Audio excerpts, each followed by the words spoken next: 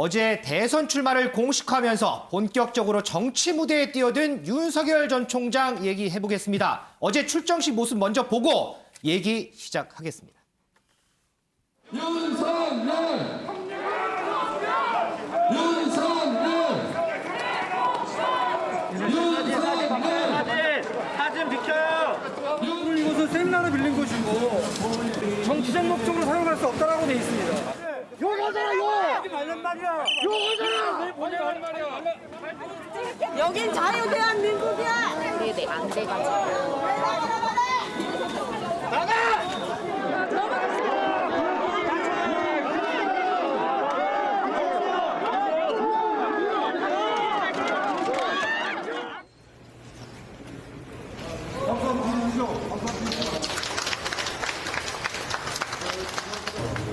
그리고 큰 용기 내시기 바랍니다.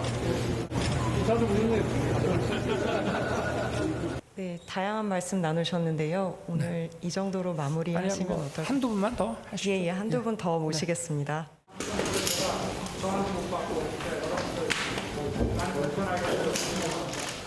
꼭 필요하면 문자를 좀 남겨주세요. 그럼 내가 우리 대변인하고 협의해서 직접 드릴 수 있는 거는 하고. 여기 가운데로 갖다 주세요. 앉아주세요.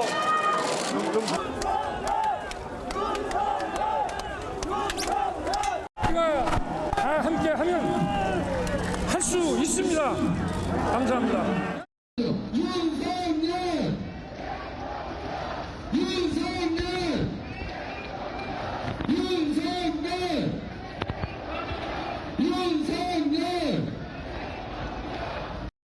네, 보신 것처럼 많은 사람들의 관심 속에 출정식을 끝낸 윤석열 전 총장.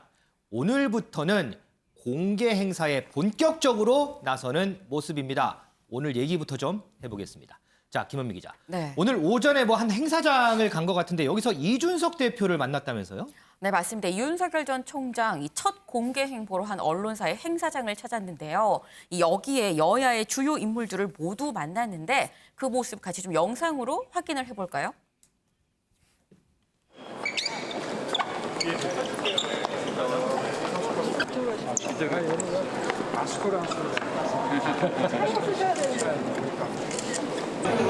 잠시 후 제12회 아시아 리더십 컨퍼런스 대회 경제연합회 회장님, 한국무역협회 회장님. 제가 오늘 사실 처음 뵀습니다. 그래서 인사를 나누고 이제 가까운 시일 내에 한번 뵙기로 그렇게 더 깊은 얘기는 나눌 그 상황이 아니어서 못했습니다. 이유라도 좀 설명해 주시겠어요?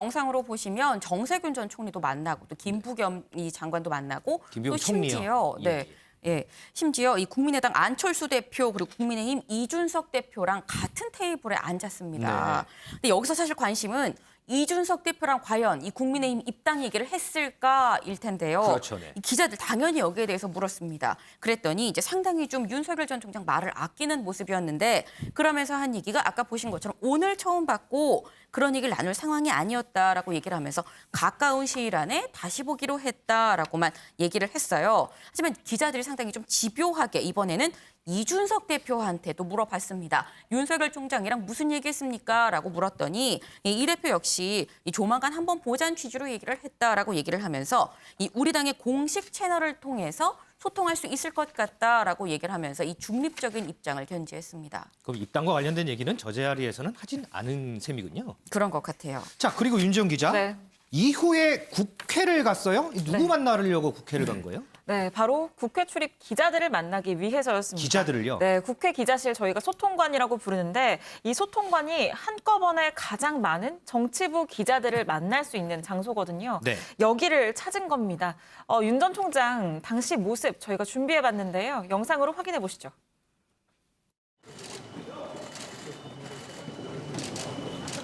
그래요. 네, 반갑습니다. 안녕하세요. 잘 부탁드립니다. 오늘 이 소통관을 와서 보니까 한국 정치의 그 생생한 현장을 보는 것 같습니다. 여러분들이 있기에 이 나라의 민주주의가 지켜져 왔다고 생각을 합니다. 저희들이 부족한 부분, 또 정치에 부족한 부분들을 우리 언론에서 많이 채워주시고 이 나라 민주주의가 잘 될 수 있도록 많이 도와주시길 부탁드립니다. 저 윤석열 이제 정치에 그 첫 발을 디뎠는데 여러분들의 많은 가르침 부탁드리겠습니다.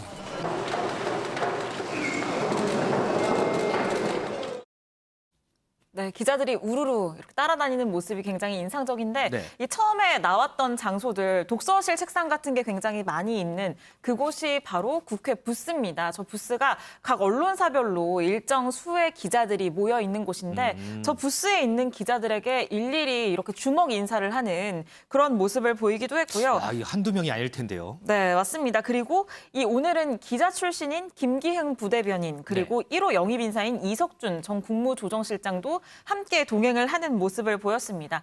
이 또 국민의힘 내에 벌써 윤석열계가 있다라는 얘기까지 나오고 있는데 윤석열계요? 네, 이런 모습을 대변하듯 검사 출신인 유상범 의원이 윤 전 총장 일정 내내 옆에서 안내하는 듯한 모습을 보이기도 했거든요. 윤 전 총장이 저렇게 국회 부스를 한 30분 정도 돌고 나서요. 저 바로 옆에 기자회견장이 있는데 기자회견장으로 이동을 해서 이 기자회견 질문에 답하는 모습도 보셨습니다. 여기에서도 가장 강조한 것은 아무래도 민주주의였고요. 그리고 이 기자들에게 많은 가르침을 부탁한다라고 밝히기도 했습니다. 이전과 비교하면 상당히 소통적인 모습을 많이 보여주려고 하는 것 네. 같아요. 자, 이 윤석열 전 총장의 어제 대선 출마 선언문도 화제가 되고 있습니다. 특히나 뭐 약탈, 카르텔, 부패 완판 등등 뭐 이런 매우 강한 표현들이 많아서 더 그런 것 같은데요. 자, 이동석 기자, 이 출마 선언문이요. 누구 조언을 들었을까요? 아니면은 순전히 윤 전 총장 본인 생각일까요? 네, 윤 전 총장이 출마 선언문 직접 쓴 것으로 전해지고 있습니다. 아, 본인이 직접 썼대요? 그렇습니다. 윤석열 전 총장의 대선 출마 선언문 중에서요. 단연 눈길을 끈 것은 문재인 정부를 향한 끊임없는 공세였는데요. 윤 전 총장의 끊임없는 공세, 어떤 발언이 있었는지 다시 한번 들어보시겠습니다. 이 정권은 권력을 사유화하는 데 그치지 않고 집권을 연장하여 계속 국민을 약탈하려 합니다. 자유가 빠진 민주주의는 진짜 민주주의가 아니고 독재요 전제입니다. 이 정권은 도대체 어떤 민주주의를 바라는 것입니까? 도저히 이들을 그대로 두고 볼 수 없습니다. 정권 교체를 이루지 못하면 개혁과 파괴를 개혁이라 말하고 독재와 전제를 민주주의라 말하는 선동가들과 부패한 이권 카르텔이 지금보다 더욱 판치는 나라가 되어 국민들이 오랫동안 고통을 받을 것입니다. 그야말로 부패 완판 대한민국이 될 것입니다. 네, 문재인 정권의 헌법의 근간인 자유민주주의에서 자유를 빼내려 한다. 그러면서 윤 전 총장은 독재라는 말까지 이렇게 전했는데요. 한 언론에 따르면 윤 전 총장은 보름 동안 출마 선언문을 작성한 것으로 그리고 준비해온 것으로 전해지고 있습니다. 보름 동안이요? 네, 윤 전 총장이 직접 출마 선언문을 작성하고 그리고 기자회견에서 자신의 입장을 이렇게 확실히 전달했다는 자체가 전원 정치에서 벗어나려는 강력한 의지가 담긴 것으로 풀이가 되고 있습니다. 김원미 기자, 네. 전직 검찰총장이 현 정부에 대해서 날선 비판을 한다. 네. 청와대는 어떻게 봤을까요? 네, 정말 이 앞서 영상에서 확인하신 것처럼 윤석열 전 총장 입에서 칼이 나오는 것 같은 그런 정말 작심한 듯한 비판을 쏟아냈는데 청와대는 여기에 대해서 언급하지 않겠다는 입장입니다. 네. 사실 그 이전에도 윤 전 총장에 대해서는 상당히 좀 말을 아껴왔었습니다. 근데 이번에도 청와대는 이 청와대가 여기에 대해서 언급하는 것 자체가 어떻게 보면 선거 개입으로 해석될 여지가 있다라는 입장입니다. 이 윤 전 총장은 국민의힘 입당에 대해서는 유보적인 입장을 나타냈습니다만 그럼에도 최종 행선지는 국민의힘이 거론되는 상황입니다. 윤정 기자, 네. 이런 국민의힘에서 어제 이 연설 어떻게 봤을까요? 네, 이준석 대표 이 호평을 쏟아냈는데요. 호평이요? 네, 희망적인 시각을 드러냈는데 관련 발언 준비해봤습니다. 굉장히 언어가 잘 정제되어 있고 고민이 많이 녹아있는 그런 연설이었다. 혹자들은 나중에 질의응답 과정이나 이런 것에서 다소 미숙함이 드러났던 부분을 지적하려고 하겠지만은 여러 사람들 조력을 받으면서 좋아질 것이다 이렇게 판단합니다. 희망적인 시각으로 윤석열 전 총장의 정치 시작 행보를 바라보게 됐습니다. 네, 사실 어제 기자회견에서 이 50분 정도 시간 동안 굉장히 많은 질문을 받았고 거기에 답변을 하는 모습도 보여줬는데 이 답변들이 좀 다소 모호하지 않느냐라는 지적들도 있었습니다. 거기에 대해서는 이 미숙함이 앞으로도 나아질 것이라고 보고 있다라고 밝혔고요. 이 대표 어제도 이 SNS를 통해서 즉각 이 호평의 입장을 밝히기도 했었는데요. 이 윤석열의 연설을 차 안에서 들었다라면서 훌륭한 연설이고 누구를 위해 정치를 하는지가 담겨 있고 젊은 세대가 배척하는 애매모호한 화법이 아니라 이 직설적이고 구체적인 화법이 인상적이었다는 평가를 내놓기도 했습니다. 이동석 기자, 라이벌이라고도 할 수 있겠죠. 여권의 대권 주자들은 어떻게 평가했을까요? 네, 이낙연 전 대표와 추미애 전 장관이 입장을 내놨는데요. 두 사람이 어떤 발언을 했는지 함께 들어보시겠습니다. 국정 비전이 뭔지가 드러나지 않은 선언이었다고 생각합니다. 준비 부족을 드러낸 것이 아니길 바랍니다. 특히 대안이 없이 국민들의 분노를 자극해서 하려고 하는 정치는 바람직한 것은 아닙니다. 공정과 법치가 그냥 수식어가 아니고요. 네. 전두환 씨도 정의를 내세웠죠. 그렇죠. 윤석열 전 총장의 공정과 정의, 자유는 검찰 권력을 이용한 거니까 민생에 와닿는 진짜 공정 법치라고 이해받지는 못하죠. 네, 두 대권 주자, 특히 이낙연 전 대표는 국가 운영 비전을 드러내지 못했다고 지적에 나섰는데요. 추미애 전 장관, 그러니까 윤석열 전 총장의 저격수로 알려져 있죠. 네. 추미애 전 장관은 계속해서 윤 전 총장 깎아내리기에 나선 모습입니다. 이재명 지사는 따로 입장은 밝히지 않은 상태인데요. 다만 여권의 대선 후보 모두 윤 전 총장을 향한 견제에는 고삐를 늦추지 않고 있습니다. 이에 따라서 윤 전 총장의 행보 하나하나에 현재 관심을 기울이고 있는 것으로 전해지고 있습니다. 상당히 강력하게 좀 비판을 한 것 같군요. 맞습니다. 윤영걸 대표님. 네. 자, 이준석 대표는 언어가 잘 정제돼 있었다 이렇게 평가를 했어요. 그런데 또 한편에서는 애매모호하다, 준비가 부족한 거 아니냐 이런 상반된 평가들이 나오는데 윤 대표님은 어제 이 연설 어떻게 들으셨어요? 저는 한 4개월 가까이 검찰총장 그만두고 4개월 가까이 집거한 다음에 처음으로 이제 공식 무대에 나온 거잖아요. 네. 그러니까 왜 4개월 집거해서 어제 나왔는지 그거를 어제는 저는 분명히 했다고 봐요. 그래서 검사에 놓은 것처럼 카리스마 넘치고 패기 있고 분명하게 내가 왜 나오는지 거기에 대해서는 어제 분명하게 설명을 했다고 봐요. 목적은 분명하게 드러났다. 그렇죠. 그래서 일각에서는 지금 문 정권에 대해서 비판은 잘하는데 대안이 없다 이런 비판하잖아요. 그런 얘기도 그거는 있더라고요. 저는 이거는 정치 참여를 선언을 어제 한 거지 대권 도전을 어제 선언한 건 아니거든요. 국민이 볼 때는 똑같은 거 아니냐 그게 그거다라고 하지만 네. 정치 참여 선언만 어제 한 거예요. 그리고 대권 도전은 아마 나중에 또 따로 할 때 그때 아마 비전이나 대안을 제시하지 않을까 저는 이런 생각이 좀 들어요. 어제 한 게 대권 도전 선언이 아니었어요? 어제 대권 도전 얘기 안 했습니다. 그러니까 국민들이 볼 때는 헷갈릴 건데 어제는 내가 왜 정치 참여하는가. 어제 그 이유가 딱 두 가지로 설명했잖아요. 하나는 정권 교체할 거다. 그래서 부패, 카르텔, 아주 약탈, 가정 날이선 언어로 썼죠. 그렇죠. 그리고 또 하나는 보수 분열 안 할 거다. 그래서 이제 반문 빅텐트 얘기를 하고 국민의 힘하고 나와 철학이 다르지 않다. 그러니까 어제 요지는 나는 정권 교체를 하러 나온 야권 후보다. 그러니까 내가 왜 나왔는지를 어제 설명하다 보니까 문재인 정권의 잘못한 거나 이런 거를 신랄하게 저는 비판했다고 보고 거기서는 저는 충분히 했다고 봅니다. 다만 이제 공정, 정의, 상식 이것만 하니까 너무 판에 박은 거 아니냐. 근데 그 부분은 앞으로 윤석열이라는 전 검찰총장이 앞으로 계속 내놔야 될 숙제가 아닌가 이렇게 생각이 돼요. 그러니까 달나라로 말하면은 인공위성 같으면은 몇 도에 착륙하고 몇 도에 분리하고 이게 정확히 나와야 되는데 어제는 거기 대권을 어떻게 간다는 게 아니라 나는 정치 참여 선언만 한 거죠. 그러니까 좀 과제는 저는 있다고 봐요. 첫째는 검사 물을 좀 빼야 돼요. 뭔가 좀 아직은 어수선해요. 네, 고개도 도리도리를 너무 자주 하니까 화면 보기도 좀 불안한 면도 있고 네. 검사 물을 빼야 되는 것 같고 또 지금 한 30-40% 지지율 1위잖아요. 네. 어제 그 자리에도 1,000명 이상 와서 연호했어요. 화환도 많고 네. 거기에 도취되면 안 돼요. 지지율 제로라고 생각하고 이제 새 출발해야 돼요. 그게 저는 굉장히 중요하다고 보고 마지막으로는 세 번째는 이제 발광체냐 반사체냐잖아요. 네네. 여태까지는 문 정권에 비판하면서 자기 위치가 있었어요. 소신 있고 강단 있고. 근데 이제 앞으로는 내가 뭘 할 건가.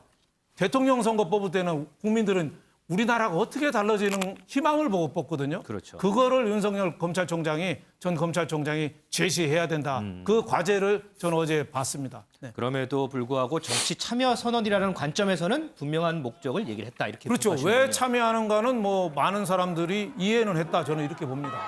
자, 김은미 기자. 네. 여기서요. 평가가 궁금한 사람이 한 명 있어요. 김종인 전 국민의힘 비대위원장. 네. 글쎄 어제 윤석열 전 총장 이 출정식 어떻게 봤을까요? 네, 뭐 진짜인지 아닌지는 모르겠습니다만 이 김종인 전 비대위원장, 이 윤석열 전 총장의 출정식을 못 봤다라고 합니다. 못 봤어요? 네, 사실 어제 저희 프레스룸 시청률을 비롯해서 이 타사 동시간대 프로그램들도 전부 시청률이 굉장히 높게 나왔습니다. 그랬죠. 그러니까 그만큼 많은 사람들이 관심을 갖고 봤다라는 얘기가 될 텐데 이 김종인 전 위원장은 운동하고 오느라 못 봤다라고 아하. 얘기를 했습니다. 그러니까 이쯤에 못 본 게 아니라 안 본 거 아닌가 하는 생각이 들기도 하는데요. 근데 어제 저녁에 이 김종인 전 위원장과 이준석 대표가 또 마침 저녁 식사를 같이 했었습니다. 근데 이 식사를 마친 이준석 대표가 말하기를 윤석열 전 총장에 대해선 뭐 나중에 보면 알겠지라는 식으로 이제 크게 신경을 쓰지 않는 모습이었었다라고 얘기를 하면서 어제 이 두 사람 이 독대였었거든요. 이준석 대표와 이 김종인 전 비대위원장 이 두 사람 독대 내용에서도 우린 주로 정책 얘기만 했지 정치 얘기는 거의 하지 않았다. 그 윤석열 전 총장에 대해서도 생각보다 별로 비중 있게 얘기하지 않았다라고 얘기를 했습니다. 글쎄 우리 김은미 기자 표현처럼 본 건지 다 안 본 건지 못 본 건지 참 궁금하긴 합니다. 지금 정치권을 중심으로요. 이 윤석열 전 총장에 대한 별명 참 많이 붙여져 있죠. 한동안 화제가 되기도 했는데요. 많이 거론되는 게 뭐 간을 본다 그래서 뭐 간성열이다. 차차 말씀드리겠다. 그래서 뭐 윤차차다. 뭐 이런 정도가 생각이 나는데 윤지영 기자. 네. 어제 출정식 이후에 아까 잠깐 언급도 됐지만 새로운 별명이 또 하나 붙었다면서요? 네, 맞습니다. 방금 윤영걸 위원님도 이 도리도리를 많이 해서 좀 불안해 보였다라는 평가를 내놓으셨는데 이 모습을 이 국민 여러분들도 많이 주목을 했던 것 같습니다. 이 사실 연설의 기본적인 자세가 청중을 두루 둘러보는 것, 그렇죠. 여기저기 좌우를 보는 게 뭐 기본 자세이긴 한데 그런데 어제 윤 전 총장의 모습을 보면 그 고개를 돌리는 횟수 그리고 속도가 너무 많고 빠르다라는 이 특징적인 측면이 있었는데요. 네. 그래서 이 모습을 좀 부자연스럽게 느끼시는 분들이 많았던 것 같습니다. 이 실제로 온라인 생중계로 많은 분들이 연설을 보셨는데 거기 실시간 대화창에서 이 어떤 네티즌이 고개를 740번을 흔든 것 같다. 라면서 740번이요? 네, 저걸 셌을까요? 세진 않았겠죠. 저도 세볼까 했는데 너무 많아서 다 세진 못하고 왔거든요. 네. 도리도리 윤이라는 별명을 붙여준 겁니다. 오. 이 말씀하신 것처럼 윤차차 간성열에 이어서 뭐 세 번째 별명이 붙게 된 건데 다만 이 행동에 대한 평가는 좀 각양각색입니다. 일부는 대답에 자신이 없어서 안절부절하는 걸로 보였다라면서 좀 부정적인 평가를 내놓기도 했고 또 일부는 아이 컨택트를 해야 한다고 듣긴 들었는데 정치 초보라서 미숙해서 그런 것 같다. 좀 이해해주자. 뭐 이런 평가를 내놓기도 했거든요.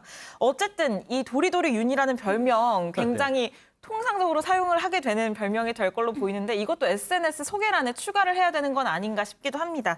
그래서 좀 추가로 말씀을 드리면 이 SNS 개정 소식 저희가 어제도 전달을 해드렸었거든요. 맞아요. 뭐 이렇게 열었다가 또 폐쇄됐다가 뭐 그랬잖아요. 네, 맞습니다. 그런데 어제 저녁 때 또 돌연 폐쇄됐다는 또 소식이 폐쇄됐어요? 들려왔어요. 네. 이번에는 페이스북 측에서 이 계정을 비활성화했다는 소식이 들려왔는데 여기에 대해서 이 대변인이 오늘 공지를 했습니다. 이렇게 비활성화가 됐던 이유가 이 친구 추가 요청이 폭주해서 비활성화가 됐던 것이라는 응답을 내놨거든요.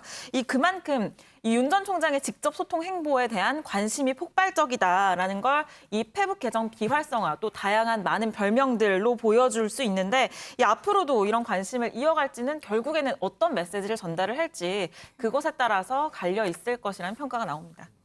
이동석 기자, 지금 윤지영 기자가 이제 도리도리윤 뭐 이런 별명 얘기했는데 막 자꾸 이렇게 보는 모습, 이런 모습 때문에 정치권에서는 또 이 모습 가지고 뭐 비판 뭐 이런 것들이 또 많이 나와요. 네, 그렇습니다. 특히 여권에서 윤 전 총장을 향한 견제구가 계속 들어오고 있습니다. 윤 전 총장이 고개를 돌리는 모습이 자신감이 없어서 그런 것이다, 이런 해석까지 현재 나오고 있는 상황인데요. 김용민 민주당 의원이 어떤 발언을 했는지 함께 들어보시겠습니다. 어제 보면은 굉장히 또 그 불안정한 모습, 자신감이 없이 이렇게 고개를 계속 돌리면서 하는 그런 발언하는 그런 모습들을 보면서 이분이 좀 준비가 아직 덜 됐구나라는 그런 생각도 했습니다. 윤석열 전 총장은 아직까지는 자기의 빛을 내지는 못하고 정부를 비판하는 방식으로 대립각을 세우는 정도 수준에 머물러 있다라고 생각이 돼요. 그래서 아직 정치인으로서는 많이 부족한 것 같다는 생각이 듭니다. 네, 김용민 의원에 이어서 최강욱 열린민주당 의원은요, 본인도 무슨 말인지 몰라 연신 고개를 저는 것 같다, 그러면서 윤 전 총장을 겨냥했는데요. 김진애 전 의원은 즉문즉답은커녕 두루뭉술했다, 그러면서 윤도리도리라는 이름을 앞세우면서 평가절하했습니다. 그런데 김은미 기자, 또 한편에서는 이 모습에 대한 또 해명도 나오더라고요. 네, 맞습니다. 해명에 나선 사람 바로 권성동 의원입니다. 국민의힘의 권성동 의원이요? 네, 맞습니다. 사실 이 윤석열 전 총장 지난달에는 직접 이 권성동 의원의 지역구인 이 강원도 강릉에서 이 권 의원을 만나서 식사를 같이 하기도 했었는데, 이 두 사람 1960년생 이 동년배이기도 하고 오랜 친구 사이인데요. 네. 이 오랜 친구 사이인 권성동 의원은 이 도리도리에 대해서 뭐라고 얘기를 했는지 직접 들어보시죠. 뭐 정치 신인이다 보니까 그 고개를 좌우로 이렇게 보면서 흔드는 것은 이제 습관인데, 그런 부분은 뭐 차차 옆에서 지적을 하니까 좋아지리라 이렇게 생각을 하고 있습니다. 원래 말하는 스타일이 고개를 이제 좀 좌우로 이렇게 흔드는 스타일, 좌우를 보면서 얘기하는 스타일인데, 어제는 뭐 이제 처음 그 많은 기자들 앞에 서다 보니까 처음에 좀 긴장해서 그랬던 것 같고요. 시간이 지나면서 나중에는 뭐 일문일답 할 때는 거의 정상이 됐던데요.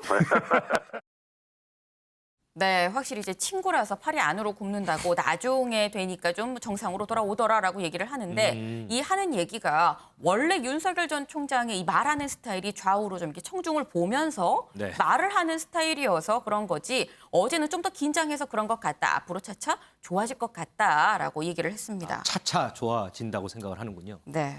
배종호 교수님.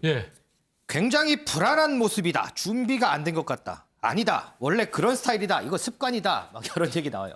보통 이게 겉모습만 봐도 이 사람이 자신감이 있구나 없구나 뭐 이런 걸 평가를 할 수 있잖아요. 윤석열 전 총장의 이렇게 고개를 이렇게 좌우로 흔드는 모습, 이거 갖고 뭐 여러 얘기들이 나오는데 글쎄 어떻게 보세요? 일단은 뭐 습관이라고 봐야 되겠죠. 그렇지만 뭐 좋은 습관이다라고는 야권에서도 평가를 안 했지 않습니까? 긴장한 거는 틀림없어 보이고요. 저도 이제 기자회견 장면을 쭉 봤는데 좀 긴장한 표정이 역력하더라고요. 그래요? 특히 이제 정치 초년생 아니겠습니까? 긴장한 것은 당연하고요. 그러다 보면 이제 평소에 습관이 더 나올 수밖에 없는데, 뭐 한 네티즌에 따르면 뭐 740번이나 도리도리 했다. 나는 이제 그런 주장도 있는데, 앞으로 이제 국가의 최고 지도자로서의 중요한 역량들이 있는데, 첫 번째로는 국가적 비전과 정책 역량이 있어야 되겠고요. 그리고 또 소통 능력이 있어야 됩니다. 따라서 지금 이제 소통 능력과 관련해서는 소통의 방식, 그리고 소통의 스타일도 굉장히 중요하거든요. 근데 지금의 윤석열 전 총장의 소통 스타일을 좀 보면은 아무래도 좀 검사스럽지 않나라는 이제 그런 모습이 좀 보이거든요. 아직은요? 네, 아직은. 그래서 이런 부분을 좀 아무래도 또 대중 친화적으로 자신을 낮추는, 그래서 대중들의 공감을 얻는 그런 소통 방식으로 좀 개선이 될 필요가 있겠다라는 생각이 들고요. 우리가 이제 메라비안 법칙이라고 있거든요. 메라비안 법칙. 네, 메라비안 법칙에 따르면은 메시지가 차지하는 비율은 7%밖에 안 되고, 태도라든지 또는 목소리라든지 이런 게 93%를 차지한다고 그래요. 그래서 법칙이 있나 앞으로 보죠? 이 대중 정치인들 성공하려면은 이 소통의 스타일을 대중들이 좋아하는 방식으로 좀 바꿀 필요가 있겠고요. 그리고 이제 소통의 방식도 중요한데, 이게 제가 왜 얘기하냐면은 지금 이제 검찰 같은 경우는 수사에 여러 가지 좋은 유리한 환경을 조성하기 위해서 자신들이 필요한 언론을 향해서 필요한 정보를 제공해 가지고 유리한 수사 환경을 조성하는 이제 그런 건데 지금까지는 전원 정치도 사실은 그런 데서 일어났다라는 지적이 굉장히 높은데 이제는 이제 정식으로 본인이 정치에 대중 정치인으로서 데뷔를 했으니까 좀 개방형 정치인으로 개방형 소통으로 바꿀 필요가 있지 않나라는 얘기가 좀 하고 싶고요.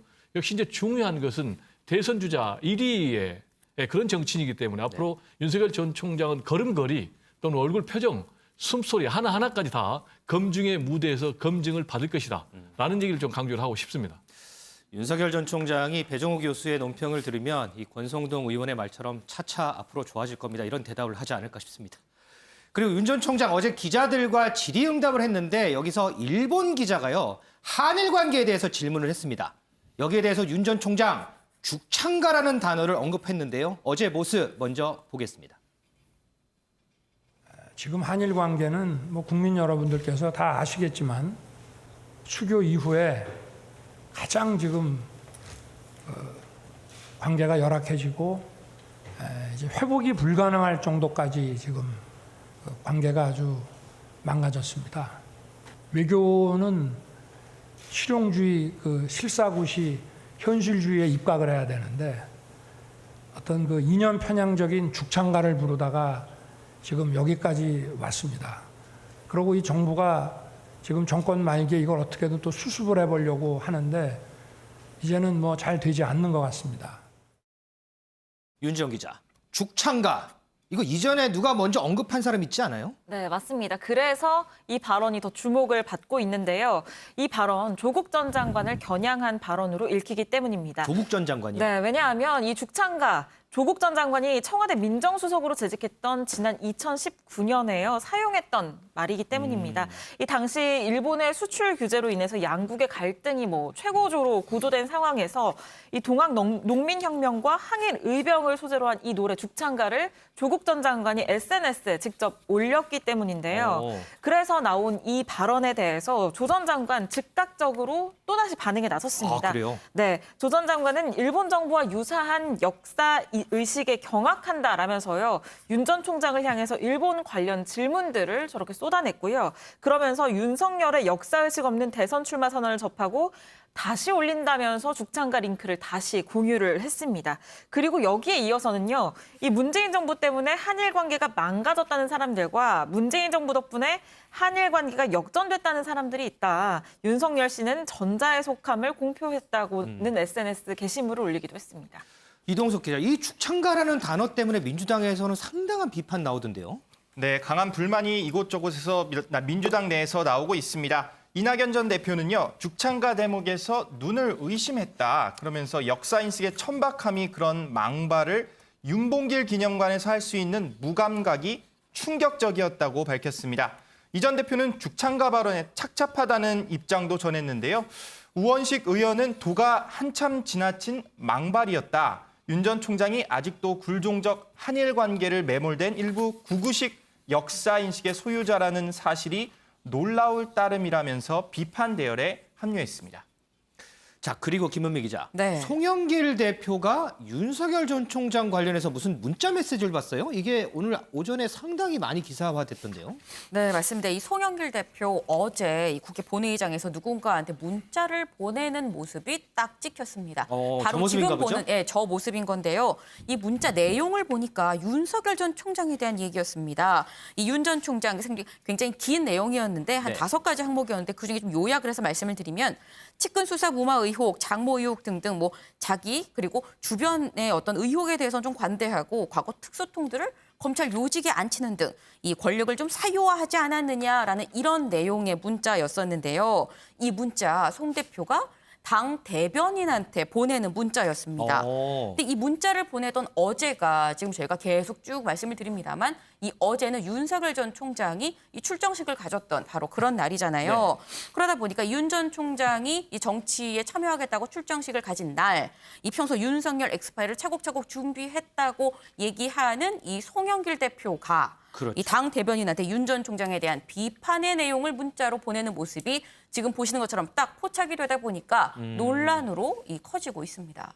윤지영 기자, 이 사진이 지금 계속 논란이 되는데요. 민주당이나 송영길 대표 얘기 없어요? 네, 민주당 측은 이 해당 메시지 내용은 당 지지자들이 이 윤석열의 기자회견을 보고 송영길 대표에게 보낸 문자 메시지라고 밝혔습니다. 지지자들이요? 네, 윤석열의 이날 기자회견에 대한 다양한 반응들을 참고해서 이 대변인이 참고하라는 취지로 단순 전달한 것뿐이다라면서 이 확대 해석을 경계하고 나선 건데요. 이 단순 참고용이라고 해명을 하긴 했지만 윤석열 엑스파일과 맞물려서 논란이 쉽게 가라앉지는 않을 것으로 보입니다. 윤 대표님, 예. 어쨌든 이제 송영길 대표가 일전에 물론 엑스파일이라는 단어를 언급하지는 않았지만 윤석열 전 총장에 대한 검증 자료를 모으고 있다 이런 얘기를 했기 때문에 저 메시지가 더 부각이 되고 논란이 되는 거 아닐까요? 이게 그렇죠. 확대 해석인가요? 그렇죠. 어떤가요? 네. 얼마 전에 그 송영길 대표가 그런 얘기 했잖아요. 엑스파일 자료를 착착 모으고 있다. 네. 그래서 엑스파일 논란이 와글와글 했었는데 어제 저렇게 뭐 5개 항목 중에서 윤석열 검찰총장을 비난하는 흑색선전이 담긴 내용 3가지가 이제 그 문자로 공개가 된 거죠. 네. 저게 뭐 언론사 카메라 기자들이 촬영했다지만은 사실 뭐 일부러 공개했다고 해도 말이 안 할 정도로 언론사 카메라는 대표 휴대폰을 항상 그 카메라 초점을 맞추고 있거든요. 비슷한 사례들이 뭐 여러 그렇죠. 있잖아요. 굉장히 많아서 우리도 가만히 있지 않겠다. 뭐 그런 의사를 표현한 거 아닌가. 뭐 이 엑스파일에 넘어서 우리도 대응하고 있다. 그런 내용 아닌가. 또 하나는 그 윤석열 검찰총장이 문재인 정권에서 승승장구했는데 네. 문재인 정권 내부에 누군가 도와주는 세력이 있는데 그 사람 찾아내야 된다. 이런 얘기도 있거든요. 아마 정부 내에서 무슨 움직임이 있는 건지 뭐 이런 것도 좀 알아봐야 될 것 같고 어제 송영길 대표에 관해서는 저는 좋은 점 하나 있었고 나쁜 점이 하나 있었다고 봐요. 자, 먼저 좋은 점은 어떤? 좋은 점 뭐냐면 윤석열 검찰총장이 동서고금을 막론하고 검사 출신이 대통령 되는 경우가 없었다. 되는 경우가 없었다. 네. 그런데 특수부 검사 출신이 저렇게 인기가 높은 거 보면 우리 문재인 정권이 뭘 잘못해도 단단히 잘못한 것 같다. 우리가 거기 부분에서는 반성을 해야 된다. 어제 그 기자회견 하니까 그 축하하고 앞으로 검증 잘 받아라. 난 그래서 당 대표가 좋은 얘기 했다고 봤어요. 네네. 근데 제가 문자로 저렇게 흑색 선전이 담긴 거를 버젓이 이렇게 보여서 방송 언론에 공개되게 한 거 이거는 아무래도 좀 흑색 선전의 일환이 아니냐 뭐 이런 오해를 받을 가능성이 좀 충분하기 때문에 좀 부적절한 처신이 아닌가 저는 이렇게 생각했습니다. 자, 이 송 대표가 보고 있던 문자 메시지처럼요. 최근에 윤석열 엑스파일이라는 이름으로 가족 관련한 의혹 등을 담은 문건들이 퍼지고 있는 상황이죠. 그 속에는 줄리라는 이름이 등장을 하고요. 추미애 전 장관도 오늘 이 줄리라는 이름을 언급했습니다. 이동석 기자. 줄리가 여기서 왜 나오는 거죠? 네, 바로 줄리라는 이름, 윤석열 전 총장의 뒤를 계속해서 따라다니고 있습니다. 현재 온라인상에서는요, 윤 전 총장의 아내이죠. 김건희 씨가 유흥주점 적개권 줄리로 일했다. 이런 소문이 현재 확산한 상태인데요. 네, 하지만 소문만 무성할 뿐 팩트로는 현재 확인이 되질 않고 있습니다. 소문이라는 거죠? 그렇죠. 이에 대해 추미애 전 장관이 숟가락을 얹었는데요. 추 전 장관 어떤 발언을 했는지 그렇습니다. 추 전 장관은 줄리라는 인물에 대해서 들어봤다. 라디오 출연에서 이렇게 말을 했는데요. 대선 후보라는 건 본인뿐 아니라 주변의 친인척도 다 깨끗해야 한다면서 윤 전 총장을 우회적으로 비판하는 목소리를 내기도 했습니다. 자, 윤지영 기자. 네. 이 줄리라는 이름이 지금 계속해서 언급이 돼요. 그러다 네. 보니까 거론되는 이 해당되는 당사자가 해명도 했더라고요. 네, 그동안 베일에 가려져 있던 인물이죠. 윤 전 총장의 부인 김건희 씨가 직접 언론과 인터뷰를 했습니다. 이 내용이 오늘 공개가 됐는데요. 이 김건희 씨가 인터뷰를 한 거 윤 전 총장이 검찰총장으로 취임한 이후에 이번이 처음입니다. 이 김건희 씨는 줄리 관련 의혹에 대해서 기가 막힌 얘기다라면서 이 격앙된 반응을 보였습니다. 그러면서 자신은 그런 미인파가 아니다. 남자 같고 털털한 스타일이고 오히려 일 중독인 사람이라고 강조를 했는데요. 또 석사학위를 2개나 받고 박사학위까지 받고 대학 강의 나가고 사업하느라 준리를 하고 싶어도 시간이 없다고도 했습니다. 또 이건 누가 거짓으로 쓴 소설이라면서요. 누가 날 준리로 만났다는데 언론이 준리를 좀 취재해달라라는 얘기까지 덧붙였는데요. 이 다른 의혹에 대해서도 모두 거짓이라고 선을 그은 상황입니다. 인터뷰 내내 억울하다, 속상하다, 기가 막히다라는 등의 반응을 반복하면서 좀 격앙된 모습을 보였거든요. 윤 전 총장이 오늘 기자실 찾았다는 내용 말씀드렸는데 이 기자실에서도 이 부인 관련 의혹에 대한 질문을 받았습니다. 여기에 대해서 뭐라고 답했는지 영상으로 확인해 보시죠. 혹시 장모와 초에 대해서 사건에 대해서 수사를 막으셨다는 의혹이 있는데 그거에 대해서 어떻게 생각하십니까? 가족 사건에 대해서도 수사지휘권이 발동됐는데 혹시 한 말씀만 좀 듣고 싶습니다. 혹시 줄리라는 이름 아시나요? 네, 줄리가 누굽니까? 혹시 호텔의 줄리를 아시나요? 호텔 줄리 기억나시나요? 호텔 줄리 기억나요? 호텔의 줄리 기억나냐고요? 사모님께서 직접 인터뷰도 하셨던데 그거를 좀 보셨는지 어떻게 보셨는지 여쭤보고 싶습니다. 글쎄, 뭐 무슨 말씀을 하시는 거죠? 네. 유경희 여사께서 직접 육성 인터뷰를 하셨던데 뭐 그거를 좀 보셨는지 아니면 딱히 뭐 어떻게 생각을 하셨는지. 제가 아침에 그 일찍 행사 나오느라고 한번 챙겨 보겠습니다. 네, 검찰총장 재직 시절부터 이 줄리라는 이름이 줄곧 따라다니기도 했는데 네. 윤 전 총장 이 부인 김건희 씨가 직접 인터뷰를 한 내용은 모르고 있다라고 이 국회 기자실에서는 답변을 했지만 이 질문 앞으로도 계속 받게 될 것 같거든요. 이 앞으로는 직접적인 대응에 나설 필요가 있어 보입니다. 윤 기자, 그리고 논란되는 부분 하나만 좀 짚어볼게요. 네. 윤 전 총장이 이제 처음 발탁했던 이동훈 전 대변인이 있잖아요. 이제 네. 지금 사퇴했는데 무슨 수사를 받는다 이런 얘기가 있어요? 네, 맞습니다. 이 경찰이 현재 사기 횡령 등으로 수산업자를 수사를 하고 있는데 이 수산업자가 이동훈 전 대변인과 또 한 방송사의 기자에게 금품을 제공했다는 진술을 한 겁니다. 금품을요? 네, 이동훈 전 대변인이 조선일보 기자로 재직하던 시절에 이 고가의 골프채를 건넸다는 건데요.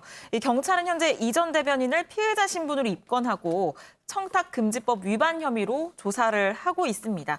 이동훈 전 대변인 기억하시겠지만 이 대변인 선임되고 열흘 만에 돌연 사의를 표명해서 이 사퇴 배경이 무엇인지에 대해서 의혹들이 많았는데 맞았어요. 네, 청탁금지법 위반으로 피해자로 입건이 된 게 주요한 이유로 작용을 한 것으로 보입니다. 이상록 대변인이 어제 기자들에게 공지를 했습니다. 지금 이 일과 관련해서 이동훈 전 대변인 사퇴 사유와 관련된 보도 내용은 윤석열 캠프에서는 알지 못했다. 이동훈 전 대변인은 지난 19일 일신상의 이유로 사의를 표명했다라고 전하는 건데요.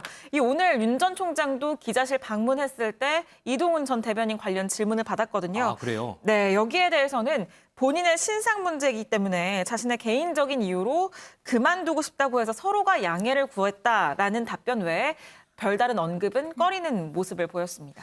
글쎄요, 사퇴할 때 밝혔던 이유, 일신상의 이유가 아마 이 문제 때문이었을까요? 글쎄요, 좀 궁금해지네요. 자, 어제 윤석열 전 총장도 대선 출마를 공식 선언했고요. 내일은 또 이재명 경기지사가 대선 출마 선언을 합니다. 이제 대선전이 본격 시작되는 느낌인데요. 각 대선 주자들, 그럼 이제 진지, 그러니까 캠프 또 있어야 되겠죠? 이 대선 캠프와 관련해서 김은미 기자의 백브리핑에서 알아보도록 하겠습니다.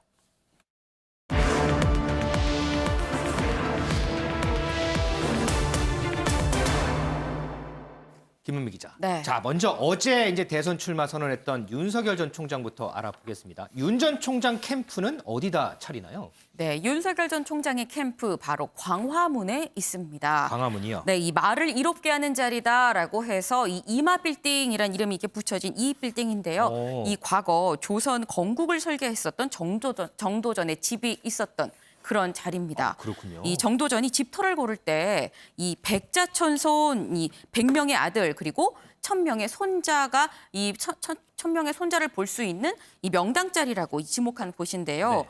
1997년 지금 국민의힘의 전신인 당시 이제 한나라당의 대선 주자였던 이회창 전 총재의 캠프가 있었던 그런 빌딩입니다. 그런데 사실 이회창 전 총재 당시에 이제 아들 병역 비리 의혹 때문에 대선에서 패배했었죠. 그랬죠.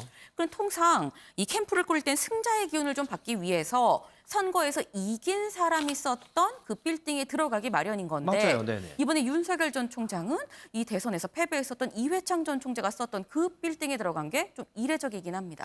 듣고 보니까 또 그러네요. 그런데 또 보면 대부분 다 이제 국회에 있는 여의도에 캠프를 차리잖아요. 그렇죠. 광화문에 있는 것도 또 이례적이네요. 네, 맞습니다. 이 통상 대선 주자들은 이 국회가 있는 여의도에 보통 이 거점을 잡는데요. 이 대선 주자들 대부분이 뭐 전직 혹은 뭐 현직 이 국회의원이기도 하고 캠프 안에서 도와주는 사람들도 대부분 이 전현직 국회의원들이기 때문입니다. 그렇죠, 네네. 근데 다른 주자들의 캠프 위치를 한번 보게 되면 이 국회대로를 좀 사이에 두고 여기가 국회거든요. 네네. 이 국회대로의 건너편, 이 맞은편 빌딩가에 지금 이 캠프가 오밀조밀하게 모여 있는 이 모습을 좀 보실 수 있을 것 같습니다. 네네네. 이 먼저 내일 출정식을 가는 이재명 지사의 캠프를 보게 되면 저 끝에 극동 VIP 빌딩입니다. 그러네요. 네, 이 김영삼 전 대통령이 캠프를 꾸려서 1992년에 이 대통령이 된 이 대선에서 승리한 바로 그 곳인데요. 김영삼 전 대통령이요. 네, 이 김 전 대통령이 대선 캠프를 이 극동 VIP 빌딩에 꾸리면서 여의도의 대선 캠프를 꾸리는 이 문화가 시작이 됐습니다. 네, 그런 만큼 이 여의도 대선 캠프의 뭐 시초다라고 볼 수 있는데 이 지난 4.7 재보궐선거에서 승리한 오세훈 서울시장, 이 오세훈 서울시장도 이 극동 VIP 빌딩에서 이 캠프를 꾸리고 큰 격차로 승리한 굉장히 좀 따끈따끈한 이 승리의 기운이 남아있는 그런 곳입니다. 근데 그랬기 때문인지 여기 보시면은 여기 지금 최문순 강원지사 보이시죠? 네. 최문순 강원지사도 여기에 대선 캠프를 좀 꾸렸습니다. 그렇군요. 근데 조금 전에 이제 여기 나온 CG 보니까 이제 이재명 지사 옆에 이제 정세균 전 총리도 있어요. 네. 정세균 전 총리는 어때요? 여기 있네요. 네, 이 정세균 전 총리는 용산 빌딩에 이 터를 잡았습니다. 용산 빌딩이요? 이건 네. 용산에 있는 건 아니죠? 여의도에 있는 거죠? 네, 이제 여의도 서여의도에 있는 빌딩인 건데요. 2007년 이명박 전 대통령이 여기에서 이제 대선에서 승리하고 대통령이 된 곳입니다. 그렇군요. 근데 용산 빌딩의 이 맞은편을 보게 되면 이 빨간 점, 맞은편 말고 이쪽 맞은편, 사거리 맞은편 여기 이낙연 전 대표의 이 터를 보면 여긴 대산 빌딩입니다. 여기는 어떤 곳이에요? 네, 여기는 민주당이 18대 대선에서 패배한 다음에 당사를 축소해서 미니 당사로 옮겼던 바로 그곳입니다. 그렇군요. 근데 여기 이제 미니 당사로 옮긴 다음에 이 문재인 대통령이 19대 대선에서 이 승리하면서 정권 교체를 이룬 그러니까 민주당으로 봤을 땐 굉장히 뜻깊은 곳입니다. 이제 방금 전에 이낙연 전 대표 얘기를 했잖아요. 네. 아까 CG 보니까 맞은편에 홍준표 전 대표 얼굴이 있어요. 네. 홍준표 전 대표 캠프는 제가 하마터면 어때요? 이낙연 전 대표 얘기를 안 하고 홍준표 의원 얘기를 할 뻔했는데 자, 이번에 하죠. 홍준표 전 대표는 어때요? 네, 이 여기를 보시게 되면 이제 홍준표 의원 지금 금강 빌딩에 이 캠프를 꾸렸습니다. 그러네요. 이 홍준표 의원 이 바로 노무현 전 대통령의 캠프가 있었던 곳인데요. 네, 이 금강 빌딩은 사실 2017년 대선 때 안희정 이 충남지사도 나오려고 했었거든요. 그렇죠. 네네. 그때 이 금강 빌딩에 터를 잡으려고 했었는데 공실이 없어서 결국 여기에 들어가지 못했습니다. 그래서 당시 안희정 지사가 금강이란 이 이름의 회사가 입주한 다른 건물에 이 캠프를 꾸렸었습니다. 설명을 듣고 보니까 이 건물들이 전부 다 각자 사연들이 또 다 있군요. 네. 근데 이번에 이 캠프를 좀 취재를 하면서 알게 된 또 재미있는 사실이 하나 있었어요. 재미있는 사실이요? 네. 이 선거철만 되면 저희가 보통 이 캠프 명당 자리를 좀 얘기를 하잖아요. 그렇죠. 근데 알고 보니까 이 빌딩들 중에 이 명당이란 빌딩 중에 4개의 주인이 모두 한 명이었습니다. 4개 건물 주인이 한 명이 4개 건물을 다 가지고 있다고요? 네, 맞습니다. 좀 굉장히 부러운 부분이기도 한데 이 앞서 말씀드렸었던 이 정세균 전 총리의 캠프가 있었던 이 캠프가 있는 용산 빌딩 그리고 그 앞에 있는 대합 빌딩 그리고 이낙연 전 대표의 캠프가 있는 대산 빌딩 그리고 이쪽 끝에 있는 산정 빌딩까지 이 4개 빌딩 모두 과거 평화민주당 때에 김영도 전 의원이 이 소유하고 있었는데요. 이분인가 보죠? 네, 맞습니다. 물론 이 빌딩 한 채에 여러 명의 좀 지분 관계가 좀 얽혀 있긴 합니다만 그럼에도 불구하고 가장 많은 지분을 가진 건 이 김영도 전 의원이었습니다. 참 캠프 얘기를 듣다 보니까 상당히 좀 시간이 빨리 가는 것 같고 참 재미가 있는데 과연 이번 대선에서 누가 승리하느냐에 따라서 또 새로운 명당이 어디 될까 또 이게 또 부각이 되겠죠. 네. 자, 김 기자 수고했습니다.